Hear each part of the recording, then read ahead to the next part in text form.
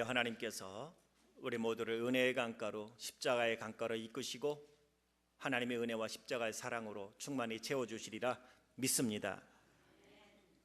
새해가 되면 사전적 인사 같기는 하지만 희망찬 한 해 되세요 라는 인사를 건넵니다. 희망찬 한 해가 되라는 소리는 한 해 내내 꿈, 희망, 비전 같은 말이지만 정말 그 모든 뜻한 바가 다 이루어지는 한 해가 되라는 뜻이죠. 이 꿈, 비전, 희망은 남녀노소, 빈부귀천을 막론하고 다 있습니다. 그리고 그 희망, 꿈, 비전은 종류도 아주 다양합니다. 그리고 그 꿈과 희망, 비전이 이루어지진 않았지만 이루어질 것이라 생각하고 이루어졌다라고 생각하고 김치 국물을 한 사발 딱 들이키면 기분이 얼마나 좋은지 몰라요. 여러분에게 복권 사라고 하는 건 아닙니다. 운전하여 가다 보면 지금 몇 천만 불 해갖고 복권이 쫙 넘버가 나와요. 한 번쯤은 대화해 보지 않았습니까? 여보, 우리 저 복권 당첨되면 뭐 하면 좋을까? 이민자들은 한 번쯤 얘기했었을 거예요. 그러면 우리 지금 일하는 거 이거 투자 뛰는 거 그만두고 우리 여행부터 갔다 오자부터 시작을 하여 이것저것 여러 가지 이야기를 합니다. 그러고 나면 한마디 마지막 종결지면서 한 말잖아요. 아이고 당첨이나 된대 이렇게 얘기를 합니다. 당첨될 거라고 생각하고 대화할 때 보면 그냥 이미 당첨된 것처럼 막 그런 신나하는 모습을 봅니다. 이렇게 희망의 힘이다 이렇게 우리는 이야기를 합니다. 그런데 성도 여러분, 꿈이나 희망, 이 비전 그 있는 곳에는 언제나 그런 것들을 방해하는 적이 있습니다. 큰 희망, 꿈이 클수록 비전이 클수록 넘어야 할 산도 높습니다. 바다도 아주 깊습니다. 그래서 많은 사람들이 꿈을 붙잡고 희망을 갖고 비전을 향하여 달려가다가 높은 산, 깊은 바다를 보고 중도에 포기하는 경우가 많습니다. 신앙인들도 예외는 아닙니다. 기도하며 믿음으로 살겠다고. 근데 기도도 안 하는데 그게 어떻게 이루어지겠나 싶기는 한데요. 결국 기도가 불쏘시개거든요. 부를 때야 아름묵이든 음묵이든 따뜻하지요. 하나님이 내 안에 소원을 주셨고 꿈을 주셨고 희망을 주셨으면 주신 분이 하나님이시라면 그걸 이루실 분도 하나님이시고, 그런데 이루어 가야 되는 거는 나의 몫이니, 그죠? 씨를 뿌려야 하고 땀을 흘리는 건 나의 몫이니 하나님이 힘을 주셔야 그 일을 감당하지요. 그 힘은 바로 기도부터 시작되는 겁니다. 근데 기도를 쉬니까 중간에 이렇게 해봤자 소용없어. 해봤냐고 했대요. 몇 번 해봤냐고. 밥 먹을 때 해봤대요. 지금도 밥 먹을 때는 한대요. 그건 누구는 못하겠습니까? 그런데 꿈은 커요. 희망은 커요. 비전이 크단 말이에요. 그러면 그럴수록 우리는 산 넘어야 될 산도 높고요, 바다도 깊어요. 되는 대로 그냥 살 것 같으면 별 어렵지 않아요. 근데 마음의 꿈과 희망을 갖고 살면 우리가 극복해야 될 높은 산, 깊은 바다가 기다리고 있다는 사실도 우리는 기억을 해야 합니다. 신앙인이라 할지라도 하나님께서 모든 것을 합력하여 선을 이루어 주실 것이고, 내게 능력 주시는 자 안에서 내가 모든 것을 할 수 있다라고 시작은 하지만 버거운 현실 앞에서, 그리고 내가 뜻하지 않았던 일들을 만날 때 우리는 낙심하고 절망합니다. 이스라엘 백성들도 꿈이 있었습니다. 그 꿈은 꿈이 아니라 정말 하나님이 들어주셨으면 원한다는 간절한 열망이었습니다. 그것은 눈에 보이지 않는 하나님을 왕으로 섬기는 민족이 아니라 우리에게도 다른 이방 나라들처럼 눈에 보이는 왕을 주십사 하는 희망이었습니다. 그래서 저들은 하나님 우리에게도 왕을 주옵소서. 왕만 하나 있으면 그 왕이 우리를 책임져 주고 우리를 인도해 주고 우리를 통치하여 지금보다 더 나은 세상이 될 것이라고 생각하고 눈에 보이지 않는 하나님이 아니라 눈에 보이는 왕을 갖기를 그들은 소망하고 소망했습니다. 그래서 하나님은 저들의 희망대로 저들이 원하는 왕을 사무엘을 통하여 기름 부어 세웁니다. 그의 이름이 사울입니다. 그렇게 하여 이스라엘의 초대 왕 사울이 등극하게 된 것입니다. 그런데 희망이 이루어지고 꿈이 이루어지면 행복할 줄 알았어요. 성령도 충만하고 예언도 했었던 그 사울이 왕이 된 다음부터 권력을 휘두르기 시작합니다.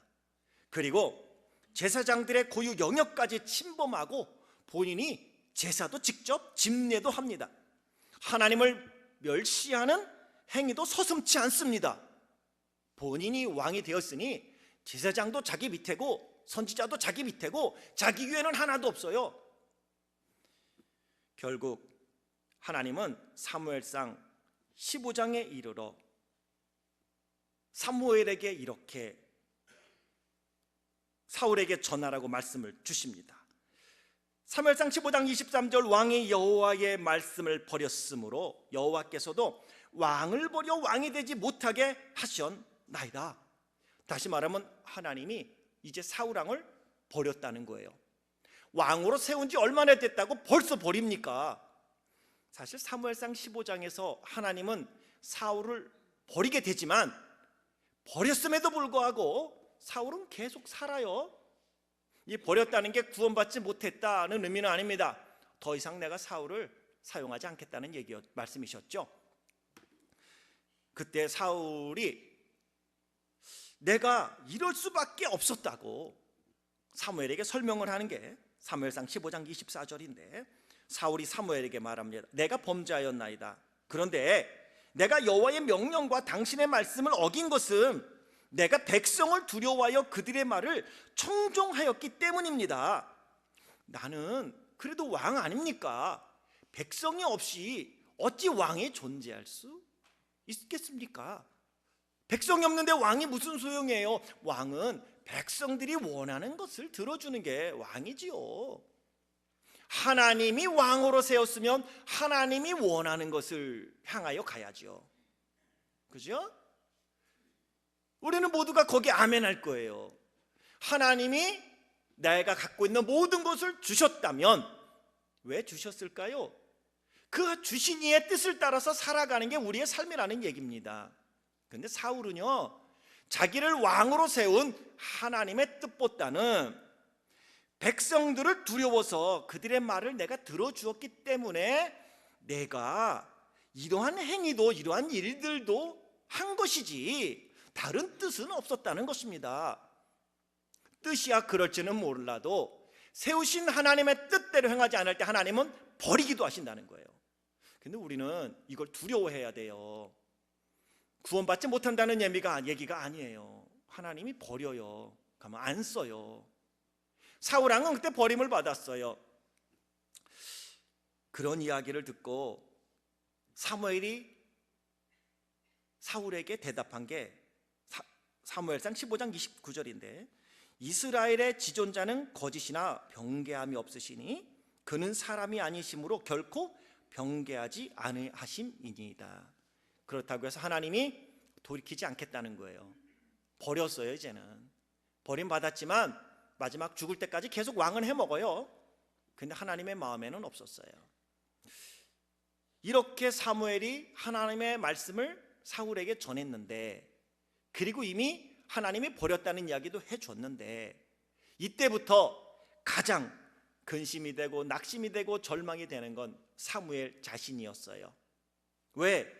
하나님의 뜻을 받들어 이스라엘이 하나님만 섬기는 온전한 나라가 되기를 희망하면서 또 이 사울을 왕으로 세우면 이 사울이 하나님의 뜻을 따라 충성하고 헌신할 줄 알았는데 그 본인이 기름 부은 지 얼마 안 되는 사울을 하나님이 버렸다는 내가 쟤를 버렸다 하시니 사무엘은 낙심될 수밖에 없고 그 희망은 물거품이 된 거예요. 그래서 사무엘은 큰 근심 속에 잠기게 되고요, 큰 슬픔 속에 담기게 되고요, 낙심에 있습니다. 오늘 본문인 사무엘상 16장은 여기서부터 시작됩니다. 사무엘이 낙심하고 절망하고 근심하고 이제 무엇을 어떻게 해야 될지 아무것도 모르는 사무엘답지 않은 행동을 하는 게 오늘 본문이에요. 우리가 생각하기에 사무엘은 괜찮은 사람이잖아요. 이스라엘의 마지막 사사이면서 첫 선지자입니다. 사무엘로 인하여 사울이 왕으로 되었고 왕을 세웠고, 사무엘을 통하여 하나님은 다윗도 왕으로 세웠습니다. 그리고 사무엘이 선포하는 메시지마다 단에서부터 부활 세바까지 전 이스라엘의 그 말씀이 능력 있게 이루어지고, 하나님의 말씀 능력 있는 선포자였던 그 사무엘에게 낙심이 찾아온 거예요. 그가 지금 절망하고 근심하고 걱정하고 지금 앉아 있는 거예요. 상상이나 되십니까? 여기서부터 16장은 시작되면서 하나님께서, 저나 여러분 우리 모두가 믿음 있고 하나님을 붙잡고 간다고 하지만 사무엘처럼 절망하고 근심하고 낙심되어 있을 때 그 자리에 있기를 하나님은 원치를 않으시고, 어떻게 해야 절망과 낙심을 딛고 희망을 향하여 나아갈 수 있는지를 오늘 본문에 말씀해 주고 있다는 것입니다. 그렇다면 첫 번째로 절망을 딛고 희망을 향해 달려가기 위하여 해야 될 일이 무엇일까요? 그리고 하나님은 어떻게 사무엘로 하여금 이 절망을 딛고 다시 희망을 향하여 나아갈 수 있게 해주셨는가요? 희망의 적은 두려움입니다. 우리가 해야 될 일은 희망의 적인 두려움을 제거해야 합니다. 두려움이 생기면 그때부터 우리는 희망이 절망으로 바뀌는 겁니다. 두려움은 이런 거죠. 잘 할 수 있을까? 잘 될 수 있을까? 여기서부터 다시 시작할 수 있을까? 내가 이 일을 잘 감당할 수 있을까? 내가 지금 하고 있는 일들이 잘 될까?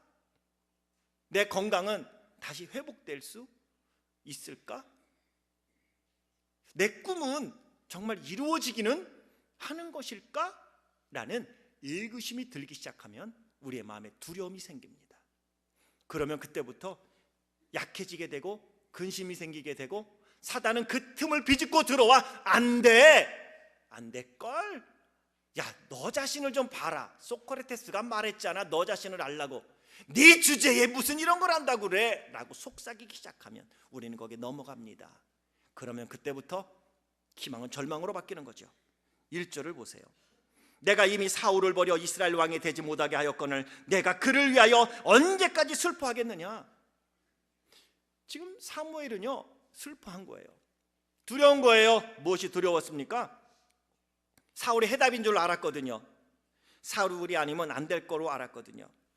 어디서 다음 왕을 어떻게 찾는단 말입니까? 이것도 오랫도록 이스라엘 백성들이 하나님께 구하고 구했을 때 하나님이 힘들게 주신 게 이 사울 왕인데, 이제 더 이상 하나님께 왕을 달라고 기도하기도 두려운 거예요. 그리고 당시에 이 사무엘은 선지자로서 본인이 영적인 책임을 갖고 있었기 때문에 더 이상 일꾼을 보내주세요 라고 기도하기도 두려운 거예요. 지금 왜? 하나님께 기도하고 기도해서 얻은 게 사울인데 저딴 식으로 하고 있으니 내가 어떻게 누구를 일꾼을 달라고 왕으로 세워달라고 기도하겠어요? 그의 마음에는 두려움이 꽉 찹니다. 해답이 없어요. 그래서 슬퍼한 것입니다. 그 두려움은 사무엘을 슬프게 했고요, 낙심과 절망은 사무엘의 마음을 약하게 만들었습니다. 어디까지냐? 하나님께서 사무엘에게 말씀합니다. 얘야, 베들레헴에 가서 그 이세의 아들 중에 하나를 내가 왕으로 보았으니 왕으로 세울 것이니 뿔에 기름을 채워 가서 그에게 기름을 부어라, 이렇게 말씀을 하세요. 그랬더니 사무엘이 2절에 내가 어찌 갈 수 있으리까? 사울이 들으면 나를 죽이리이다.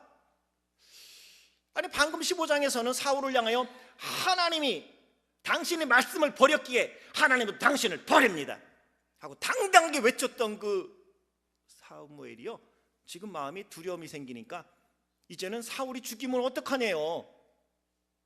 희망이 없어진 거예요. 절망이에요. 괜시리 내가 갔다가 나를 또 만나는 사람들도 다 죽고 나도 죽으면 어떡해요. 여러분, 믿음이라는 거는요 생명입니다. 그 자리에 있지 않아요.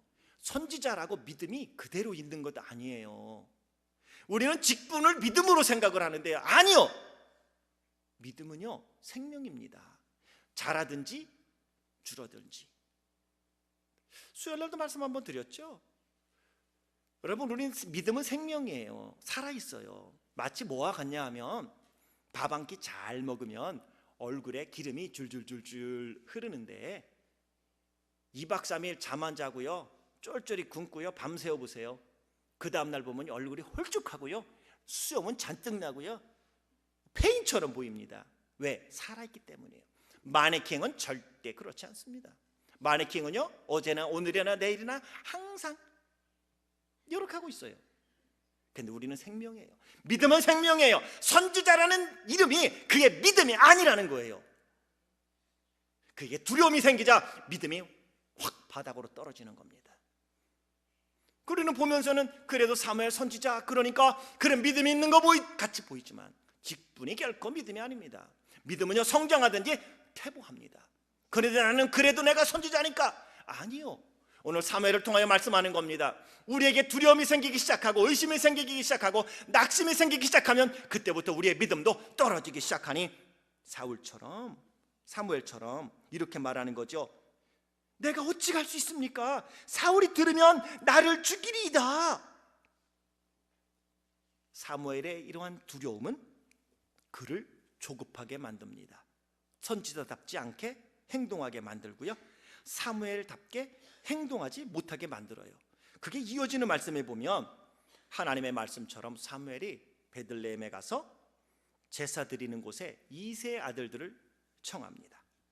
그리고 이새의 아들들이 순서 1번, 2번, 3번부터 8번까지 쭉 사무엘 앞으로 오게 되는데 첫 번째 아들이 엘리압이에요.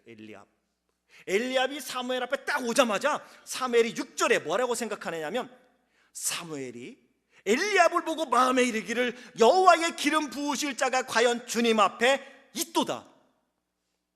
여러분, 이것이 무엇을 의미하냐면요 사람의 믿음이 약해지면요 조급해지고요 눈에 보이는 대로 판단하고요 귀에 들리는 대로 분별하는 거예요. 하나님께 물어보지 않습니다. 이럴 때쯤 되면 선지자라면 하나님 이 아이인가요? 라고 물어보는 게 정상 아니겠습니까? 그런데 7절에 보면 왜 사무엘이 엘리압을 보고 하나님의 기름 부으실 자가 여기 있다고 얘기했냐 하면 엘리압의 용모와 키가 준수했다고 말합니다. 눈으로 딱 보기에 얘는 왕감이야, 얘는 대통령감이야, 이런 이야기 하지 않습니까? 눈으로 보이는 거예요. 믿음이 좋은 하나님의 사람, 그의 말 한마디도 땅에 떨어지지 아니하고 단에서 부엘세바까지 온전히 그 말씀이 이루어지는 능력의 종이었지만 그에게도 믿음이 연약해지니 두려움이 생기기 시작하니 그는 눈으로 보이는 대로 판단하는 거예요. 엘리압이다, 한눈에. 그때 하나님이 말씀합니다. 얘야, 아니야, 너는 겉모양을 보고 판단하지, 아니 나는 사람의 중심을 봐. 그 말씀은요 오늘 이 사무엘이 겉으로 본 것, 이것은 이스라엘 백성들이에요. 사울 왕은요 괜찮게 생겼거든요. 이스라엘의 백성들이 보기에도 왕처럼 그는 용모도 키도 준수했던 사람이에요. 백성들이 원하는 것과 하나님이 원하는 건 다르다는 것을 지금 보여주고 있는 것입니다. 서두르는 이유, 믿음이 연약해졌기 때문이고요 믿음이 연약해지면 외적인 요소를 보며 판단을 하게 되는 것입니다. 오늘 그 두려움을 하나님은 물리쳐 주시는 것이죠. 그 두려움을 우리는 물리쳐야 합니다. 안 될지도 몰라, 실패할지도 몰라 라는 두려움을 물리쳐야 합니다. 일을 하다가 절망이 되어지고 낙심이 되어질 때 기억해야 될 게 있어요. 그때 우리를 찾아오는 것은 두려움입니다. 실패에 대한 두려움, 죽음에 대한 두려움이겠죠. 아십니까? 모세가 죽은 이후에 하나님은 이스라엘의 지도자로 여호수아를 세웁니다. 그리고 하나님이 여호수아에게 가장 먼저 요구한 게 뭔지 아세요? 두려움을 제거하는 거예요. 여호수아 1장 9절, 내가 내게 명령한 것이 아니냐, 강하고 담대히 하라, 두려워 말며 놀라지 말라, 내가 어디로 가든지 내 하나님 여호와가 너와 함께 하느니라. 두려움은 사람을 움츠려들게 만듭니다. 운동 경기에 있어서 실력보다 더 중요한 게 뭔지 아세요? 그것은 확신, 자신감이라고 합니다. 저에게 가족들 중에도 식구들 중에도 이 골프를 좋아하는 분들이 계신데, 저는 1년에 한 번 골프 치는 골퍼예요. 그래도 정기적으로 1년에 한 번은 정기적인 골퍼예요. 그래도 목회자 수련회 갈 때만 한 번 하니까. 그런데 제가 알아요. 사람들이 꼭 그러게요. 확신 있게 스윙하세요. 자신 있게 스윙하세요. 못 쳐도 괜찮아요. 우선 자신 있게 치세요 라는 말을 자주 해줘요. 근데 그게 마음대로 안 되더라고요.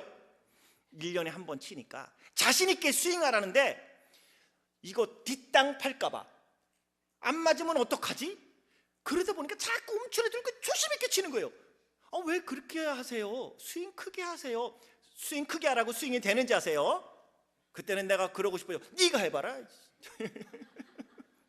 안 되는 거예요. 두려워서. 이게 맞을까? 그러고 때리는 게 맞겠어요? 뒷땅 파고 앞땅 파고 잘못 파고 엎거리 삐끗하면 어떻게 해요? 1년에 한 번 칠 때 두려움이 거기서 오더라고요. 실력이 안 나와요. 잘 안 맞아요. 그래서 실력보다 더 중요한 건 자신감, 확신이다 하는 것 아니겠습니까? 오늘 우리 안에 두려움이 있습니다. 사단은 두려움으로 우리를 공격해 옵니다. 희망의 적은 두려움이에요. 사울에게 찾아왔던 그 사단은 지금도 저나 여러분 우리에게 속삭입니다. 너는 안 돼. 근데 주님은 말씀하십니다. 옆에 있는 분에게 인사하겠습니다. 당신은 할 수 있습니다. 당신은 할 수 있습니다. 인사하겠습니다. 네, 한 번 더 인사해 볼까요? 당신이 하나님의 희망입니다.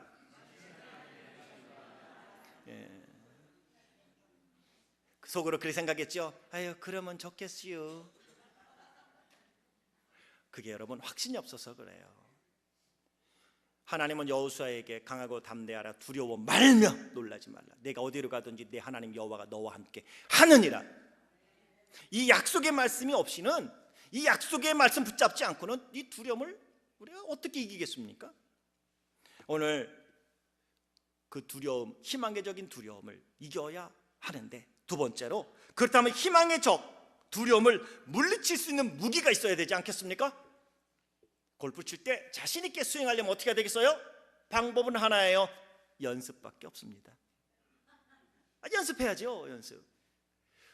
여러분이 두려움을 물리칠 수 있는 무기가 있으니 오늘 본문에 2개가 나와요. 꼭 요거 기억하시길 바라는데, 첫 번째 무기는요, 은밀한 중에 하나님이 모든 것을 보고 알고 계시다는 사실을 기억하며 사는 것입니다.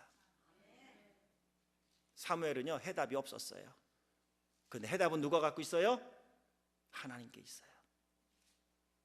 여러분은 스스로 해답이 없을지 모르지만 하나님은 여러분을 향한 해답을 갖고 계시다고요. 그분이 보고 알고 계신데 아직 때가 안 된 거예요. 1절 보면 여호와께서 사무엘에게 이르시되 내가 이미 사울을 버려 이스라엘의 왕이 되지 못하게 하였거늘 내가 그를 위하여 어찌하여 슬퍼하느냐. 너는 뿔에 기름을 채워가지고 가라. 내가 너를 베들레헴 사람 이새에게로 보내리니 이는 내가 그의 아들 중에서 한 왕을 보았느니라 하시는지라. 내일이 안 보이니까 사무엘은 두려웠던 거고요, 근심했던 거고, 낙심했던 거고, 절망했습니다. 사울이 해답인 줄 알았습니다. 사울 왕과 다시 하나님이 그를 기회를 주셔서 다시 갔으면 하는 마음도 있었던 것 같은데, 그렇다고 해서 하나님께 다시 기회 달라고 해봤자 하나님이 이미 버려서 안 된다 하시니 해답은 없고, 그러니 근심하게 되었을 때에 하나님은 이스라엘을 위한 해답을 갖고 있으니 사울이 아니라 이새의 아들 중에 한 아들을 왕으로 세우는 것이었습니다. 나는 A로 가고 싶지만 하나님은 A의 길을 막으셨다면 하나님은 반드시 여러분에게 B의 문을 열어주시리라 믿습니다. 사무엘이 근심한 것 해답이 없기 때문이었는데 해답은 하나님께 있었습니다. 하나님이 지금 여러분 다 알고 계시고 다 보고 계시니 지금도 보고 알고 계시는 하나님을 기억하고 그 하나님께 기도하고 간구하고 의지하고 믿음으로 나아가는 하나님의 사람이 되기를 주의 이름으로 축원합니다. 갈멜산에서 850명, 바알 선지자 450명, 아세랴 선지자 400명과 함께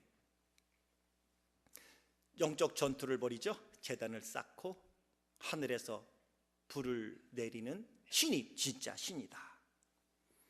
갈멜산에서 엘리야는요, 하늘의 하나님의 도움으로 바알과 아세라 선지자 850명이 보고 그 많은 백성들이 보는 앞에서 하나님이 참신인 것을 증명을 합니다.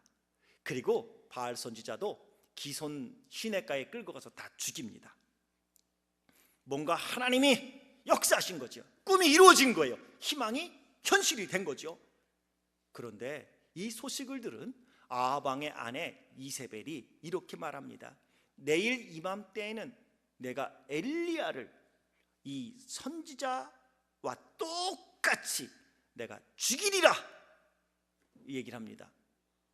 아니, 이 정도의 엘리야라면 이세벨이 뭐가 문제겠어요? 생각해 보시면, 주여 저 이세벨 위에 번개를 쳐 주시옵소서, 뭐 이럴 수 있는 거 아니겠어요? 저 죽여 주시옵소서, 뭐 이럴 수 있는데, 아니요, 이상한 행동을 해요. 엘리야가 호렙산으로 도망가요. 가장 큰 이유가 뭔지 아세요? 두려움 때문이었어요. 로뎀나무 아래에 누워서 하나님께 그래요. 하나님, 나 죽여주세요. 차라리 사는 것보다 죽는 게 낫습니다. 하나님께 요청을 합니다. 그때 하나님이 묻잖아요. 엘리야야, 내가 어찌하여 여기 있느냐? 그럴 때 열왕기상 19장 10절에 보면 엘리야가 이렇게 대답을 해요. 내가 만군의 하나님 여호와께 열심히 유별하오니 이는 이스라엘 자손이 주의 언약을 버리고 주의 제단을 헐며 칼로 주의 선지자들을 죽였음이오며 오직 나만 남았거늘 그들이 내 생명을 찾아 빼앗으려 하나이다. 이게 엘리야가 고백할 수 있는 거라고 생각하세요? 이게 엘리야의 문제는 아니에요. 저나 여러분, 우리의 문제인 거예요. 사명을 받고 직분을 받았어도요, 어떠한 일을 만나면요 이렇게 약해져요. 하나님이 대수야, 죽어봐야 알지, 뭐 천국이 있는지 없는지 내가 알게 뭐야, 뭐 이런 소리나 막 해다고요. 왜냐하면 우리가 믿음이 있을 때는 확신이 있거든요. 내가 죽으면 죽으리라 각오했는데 내가 네 딴 것들을 위해서 왜 죽어? 왜요? 내가 뼈가 부서지도록 뼈가 닳도록 내가 주를 위하여 헌신하겠나이다. 녹수는 인생이 아니라 다 없어지는 인생이 되겠나이다. 그리고 나서는요 말뿐이죠. 아이고, 내가 이런 걸 왜 해? 누구 좋으라고? 여러분, 이게 인간이에요. 엘리야의 모습이에요. 엘리야의 모습은 저나 여러분의 우리의 모습인데 왜 그러냐면요, 두려움이 있기 때문이에요. 그 엘리야 해답이 없잖아요. 해답이 없어요. 혼자라고 생각했기 때문에 두려운 겁니다. 할 수 있는 일이 없다고 생각할 때 이 두려움이 찾아온 겁니다. 죽을까봐 말이죠. 실패할까봐, 망할까봐 두려운 거예요. 근데 기억하십시오. 해답은 하나님이 갖고 있습니다. 18절에 보면 하나님이 이렇게 말씀하세요. 얘야, 내가 이스라엘 가운데에 7,000명을 남기리니 다 바알에게 무릎을 꿇지 아니하고 다 바알에게 입 맞추지 아니한 자니라. 우리는 모두가 몸이 건강해도요, 손끝에 가시 하나 박히면 이것 때문에 아파요. 곰기라도 해보세요. 온몸이 다 아파요. 근데 생각해보면요, 아픈 거는 손가락 끝에 있는 거 하나예요. 나머지는 다 안 아파요. 여러분, 사람들이 여러분을 얼마나 좋아한다고 생각하세요? 사람들이 여러분 또 얼마나 싫어한다고 생각하세요? 인생을 살면서 이런 사람 저런 사람과 만나서 살아가고 있는데, 여러분 싫어하는 사람 한 사람이라면 여러분 좋아하는 사람 99명이에요. 여러분 싫어하는 사람이 2사람이라면요, 여러분을 좋아하는 사람은 1000사람이고요. 여러분을 싫어하는 사람이 5사람이라면 여러분을 좋아하는 사람은 10,000명이에요. 근데 우리는 이 손끝에 있는 가시만 보고 온몸이 아픈 것처럼, 오늘 엘리야가 그런 거거든요. 이게 인간이에요. 엘리야는요, 지금 이세벨 한 사람 때문에 인생이 망했어. 이제 끝장이야. 나 차라리 죽는 게 나아 라고 생각하는 그때, 나 혼자라고 생각했던 그때 하나님의 말씀이에요. 얘야 그러지 마. 이스라엘 가운데 너 혼자 있는 줄 알아? 내가 남겨놓은 7,000인이 있는데 바알에게 무릎도 꿇지 않고 바알에게 입 맞추지도 아니한 자가 있다. 하나님은요, 이렇게 사람을 준비시켜 놓고 계십니다. 하나님은 여러분을 위하여 하나님은 지금 일하고 계십니다. 그리고 여러분을 위하여, 여러분과 함께 여러분의 희망, 여러분의 꿈, 그 비전을 이뤄가기 위하여 하나님은 지금도 일하고 계신 하나님인 줄 믿습니다. 그래서 여러분의 해답은 하나님이 갖고 있습니다. 그러게 그 하나님께 기도하고 그 하나님 붙잡고 믿음으로 나아가야 하는 것입니다. 모든 것을 하나님은 보고 계시고 모든 것을 하나님은 알고 계신 그 하나님께서 오늘 사무엘의 두려움을 물리치시면서 그에게 말씀하잖아요. 너 가, 내가 준비해 놓은 게 있어. 그 하나님을 기대하고 그 하나님을 바라보며 희망의 끈 붙잡고 주님과 함께 믿음으로 승리하는 하나님의 사람들 되길 주의 이름으로 축원합니다. 두 번째, 두려움을 물칠 수 있는 무기가 있으니 하나님의 약속의 말씀을 믿고 순종하는 겁니다. 1절 보면 너는 뿔에 기름을 채워가지고 가라 라고 말씀했어요. 두렵지만 사무엘은 그냥 그 말씀 믿고 순종합니다. 4절, 사무엘이 여호와의 말씀대로 행하여 베들레헴의 이름에, 베들레헴에 갔어요. 그냥 하나님의 해답 갖고 있다니까 간 거예요. 그곳에서 살아계신 하나님의 해답을 사무엘은 눈으로 목도합니다. 다윗이 사무엘 앞에 설 때에 하나님이 말씀하십니다. 12절, 여호와께서 이르시되 이가 그니 일어나 기름을 부으라. 사랑하는 성도 여러분, 지금은 아직 보이지 않을지 몰라도 우리는 지금 베들레헴으로 가야 합니다. 그게 사명의 장소입니다. 내가 가기 싫은 그 자리 가는 겁니다. 어쩌면 사울이 알면 죽일지도 모르는 그 자리, 하나님의 약속의 말씀이 있기 때문에 그 약속의 말씀 믿고 우리는 가야 하는 겁니다. 그러면 그 자리에서 우리는 하나님을 만나게 되리라 믿습니다. 농구 경기에 보면 버저 비터 한국말 이렇게 하죠. 버저 비터라는 게 있습니다. 종료를 알리는 소리가 삐 하는 소리와 함께 공을 딱 던졌는데 그 공이 골이 될 때 우리는 그걸 일컬어 버저 비터라 이렇게 말해요. 근데 단순한 버저 비터가 아니라 게임 버저 비터가 있어요. 1점 차로 지고 있어요. 2점 차로 지고 있어요. 이제는 3초밖에 남지 않았어요. 그러면 그 게임은 진 거예요. 그런데 그 공이 내 손에 있어요. 3, 2, 1 슛 삐 했는데 그 공이 골이 되는 거예요. 3점 슛.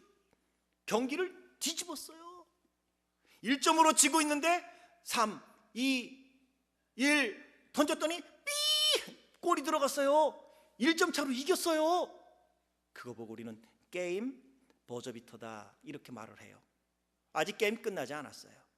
저나 여러분, 우리가 살아있다면 지금 여전히 우리에게는 사명이 있는 것입니다.